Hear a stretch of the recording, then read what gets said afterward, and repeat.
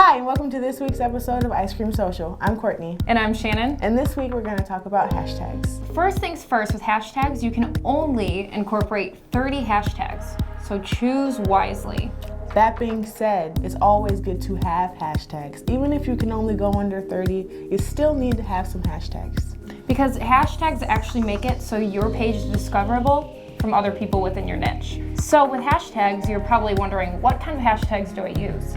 Well, you don't have to use all 30 hashtags, but it does help you in the long run.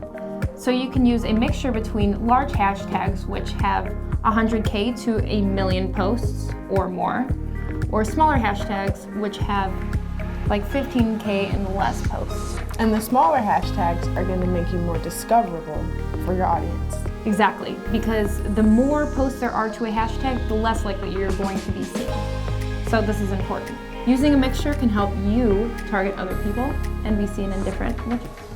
One way to make your posts more presentable is to put your hashtags in your comments. This keeps your post from looking cluttered and spammy, which no one likes. Not at all. Try to place your hashtags as soon as you put up your post. The older your post is, the more likely it's going to be lower on the totem pole of hashtags. And you want that post to be viewable, so you have to make sure you have your hashtags on your most current posts. Precisely. And if you feel like getting really fancy, you can make your own hashtags. You can make your own hashtags, so like your audience can follow those. And then Get creative. Like, yeah. Also, when you make your own hashtags too, you kind of create your own little community. So the more posts you have with those,